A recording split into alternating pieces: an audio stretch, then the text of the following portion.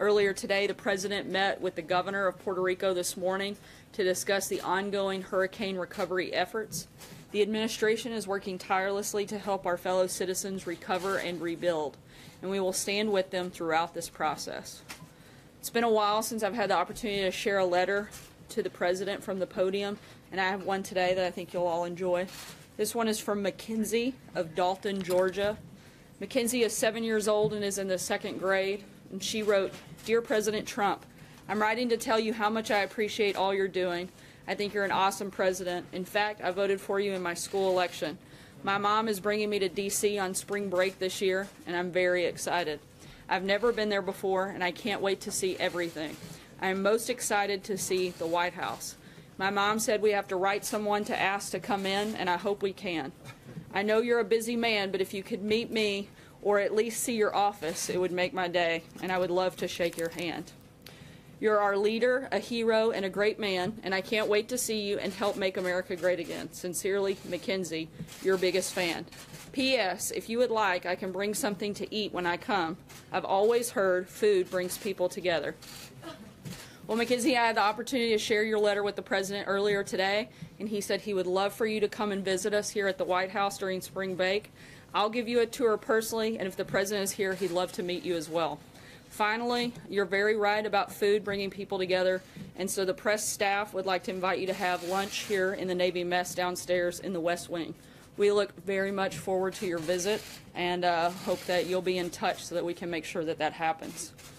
On a more serious note, we've had a lot of questions come in, and I certainly addressed quite a few of them yesterday, and thought today it might be more appropriate to have the Chief of Staff address some of those questions specific to outreach to Gold Star families. He'll address questions on that topic, and if you have other questions throughout the day, the press staff will be here and happy to answer those after the briefing later this afternoon. Thanks, guys. Well, thanks a lot. And it is a more serious note. So I just wanted to perhaps make more of a statement and an explanation, give more of an explanation than what amounts to be a traditional press interaction. Most Americans don't know what happens when we lose one of our soldiers, sailors, airmen, Marines, or Coast Guardsmen in combat. So let me tell you what happens. Their buddies wrap them up in whatever passes as a shroud, puts them on a helicopter as a routine, and sends them home. Their first stop along the way is when they're packed in ice, typically at the airhead, and then they're flown to usually Europe, where they're then packed in ice again and flown to Dover Air Force Base, where Dover takes care of the remains, embalms them, meticulously dresses them in their uniform with the medals that they've earned, the emblems of their service, and then puts them on another airplane linked up with a casualty officer escort that takes them home. A very, very good movie to watch if you haven't ever seen it is Taking Chance, where this is done in a movie HBO setting. Chance Phelps was killed under my command right next to me. And it's worth seeing that if you've never seen it. So that's the process. While that's happening, a casualty officer typically goes to the home very early in the morning and waits for the first lights to come on. And then he knocks on the door. Typically the mom and dad will answer, the wife. And if there is a wife, this is happening in 2 different places. If the parents are divorced, 3 different places. And the casualty officer proceeds to break the heart of a family member and stays with that family until, well, for a long, long time, even after the internment. So that's what happens. Who are these young men and women? They are the best 1% this country produces. Most of you, as Americans, don't know them. Many of you don't know anyone who knows any one of them. But they are the very best this country produces. And they volunteer to protect our country when there's nothing in our country anymore that seems to suggest that self-service to the nation is not only appropriate but required. But that's all right. Who writes letters to the families? Typically, the company commander, in my case as a Marine, the company commander, battalion commander, regimental commander, division commander, Secretary of Defense, typically the service chief, Commandant of the Marine Corps, and the President typically writes a letter. Typically, the only phone calls the family receives are the most important phone calls they can imagine, and that is from their buddies. In my case, hours after my son was killed, his friends were calling us from Afghanistan, telling us what a great guy he was. Those are the only phone calls that really matter. And yeah, the letters count to a degree, but there's not much that really can take the edge off what a family member is going through. So some presidents have elected to call. All presidents, I believe, have elected to send letters. If you elect to call a family like this, it is about the most difficult thing you could imagine. There's no perfect way to make that phone call. When I took this job and talked to President Trump about how to do it, my first recommendation was he not do it. Because it's not the phone call that parents, family members are looking forward to. It's nice to do, in my opinion, in any event. He asked me about previous presidents, and I said I can tell you that President Obama, who was my commander-in-chief when I was on active duty, did not call my family. That was not a criticism. That was just to simply say, I don't believe President Obama called. That's not a negative thing. I don't believe President Bush called in all cases. I don't believe any president, particularly when the casualty rates are very, very high, that presidents call. But I believe they're all right. So when I gave that explanation to our president 3 days ago, he elected to make phone calls in the case of the 4 young men who we lost in Niger at the earlier part of this month.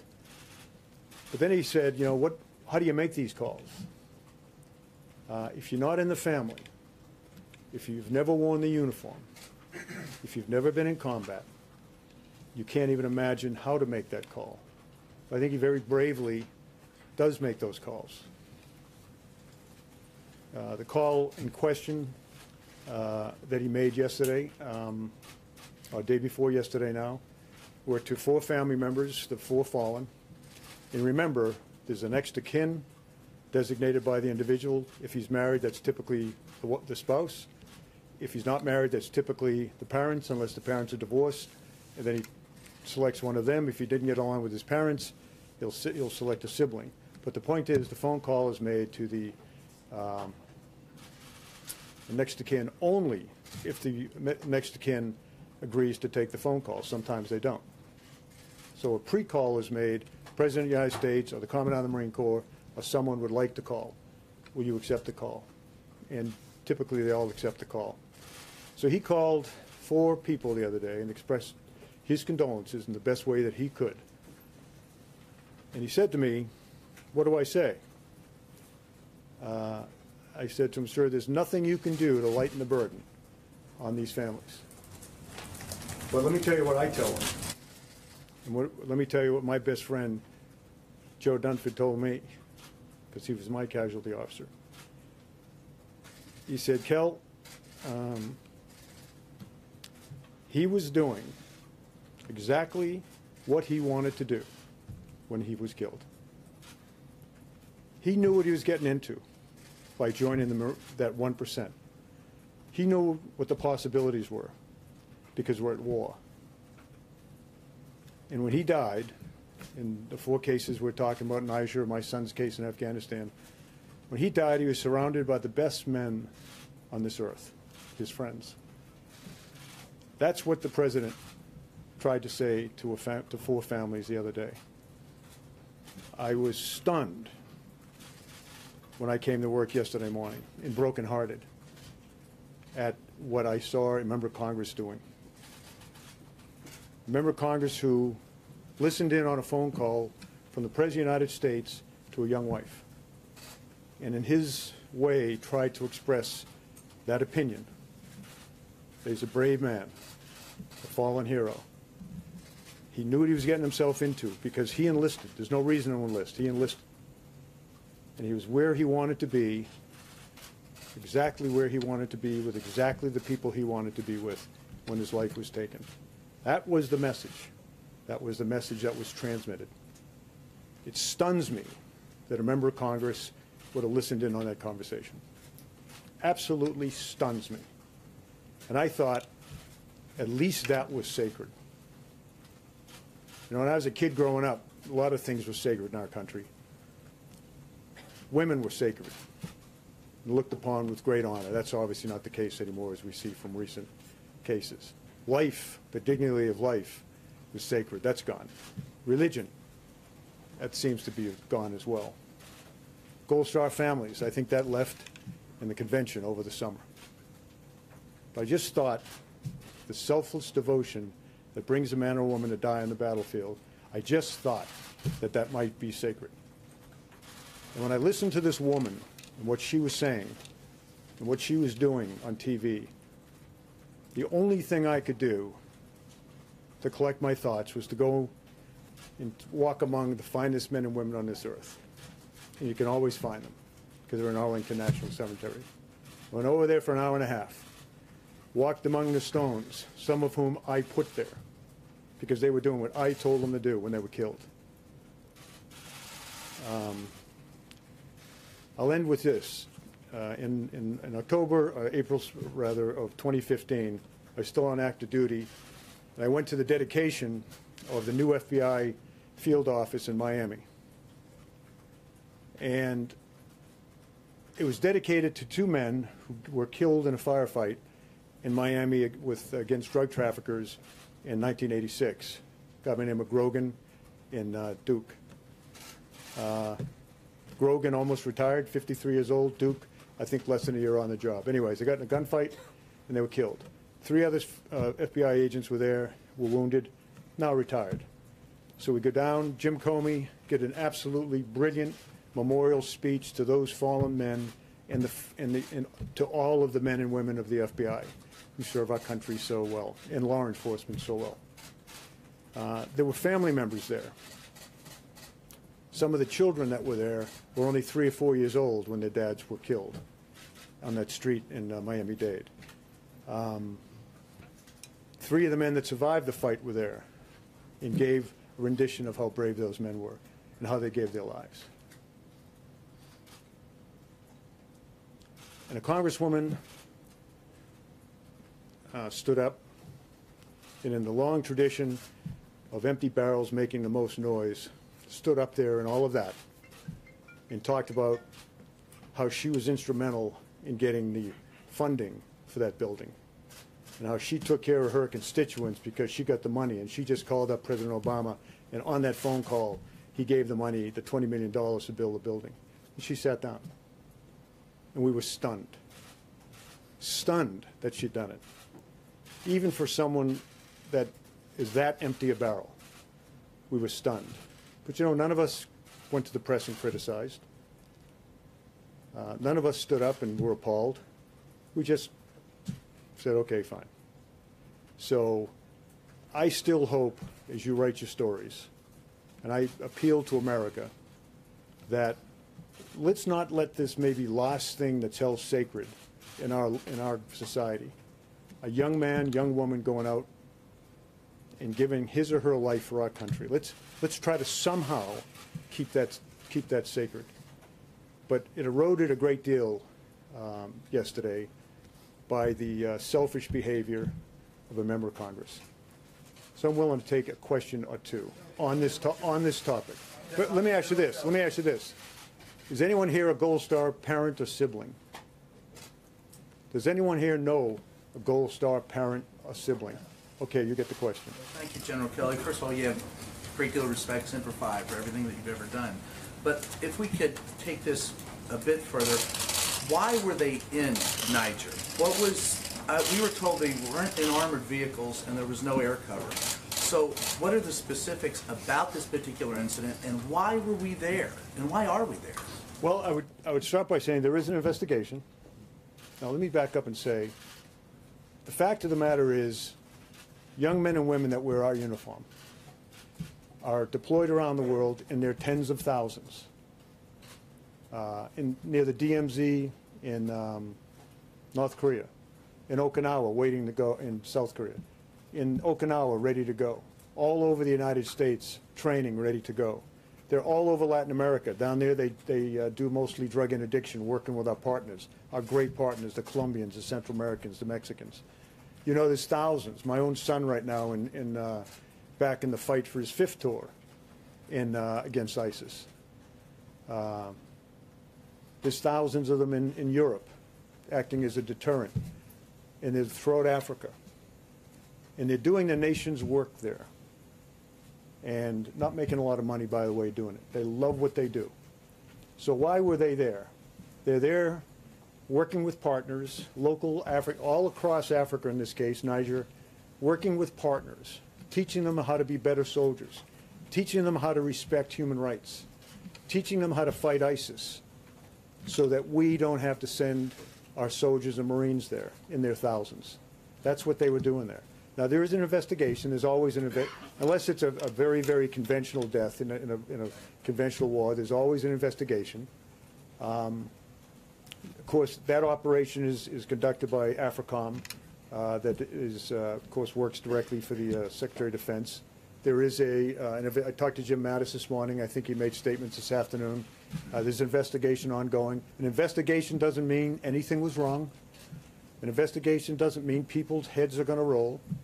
The fact is, they need to find out what happened and why it happened. But at the end of the day, ladies and gentlemen, you have to understand that these young people, and sometimes old guys, put on the uniform, go to where we send them to protect our country. Sometimes they go in large numbers to invade Iraq and invade Afghanistan. Sometimes they're working in small units, working with our partners in Africa, Asia, Latin America, helping them be better. But at the end of the day, they're helping those partners be better at fighting ISIS in North Africa to protect our country so that we don't have to send large numbers of troops. Any other, someone who knows a Gold Star fallen person? John? General, thank you for being here today. Thank you for your service and for your family's Question. sacrifice. There has been some talk about the timetable of the release of a statement about I think at that point it was 3 soldiers who were killed in Niger. Can you walk us through the timetable of the release of that information, and what part did the fact that a beacon was pinging during that time have to do with the release of the statement, and were you concerned that divulging information early might jeopardize a soldier's attempt at E&E? Yeah. First of all, that's you know, we are at the highest level of the U.S. government. The people that will answer those questions will be the people at the other end of the military pyramid. I'm sure the Special Forces Group is conducting it. I know they're conducting an investigation. That investigation, of course, under the auspices of AFRICOM, ultimately will go to the Pentagon.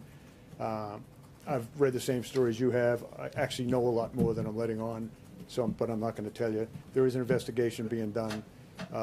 But as I say, the men and women of our country that are serving all around the world. I mean, what the hell is my son doing back in the fight? He's back in the fight because working with Iraqi soldiers who are infinitely better than they were a few years ago to take ISIS on directly, so that we don't have to do it. Small numbers of Marines where he is, working alongside those guys. That's why they're out there, whether it's Niger, Iraq, or whatever. We don't want to send tens of thousands of American soldiers and Marines in particular to go fight. I'll take one more, but it's got to be from someone who knows. All right? General, when you talk about Niger, sir, what does your intelligence tell you about the Russian connection with them, and what stories that are coming out now they're supporting? No knowledge of any Russian connection, but I would not, in my position, know that. That's a question for Northcom or for, not Northcom, or AFRICOM or DoD. So, thanks very much. And as I walk off the stage, understand there's tens of thousands of American kids mostly, doing the nation's bidding all around the world. They don't have to be in uniform. You know, when I was a kid, every man in my life was a veteran. World War II, Korea, and there was the draft.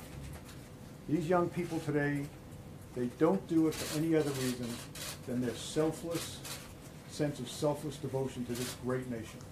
We don't look down upon those of you that haven't served.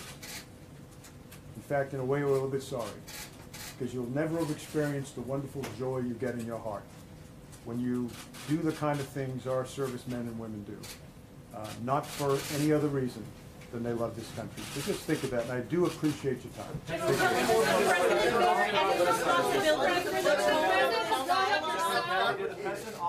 Did the president authorize the mission, General Kelly? That's it.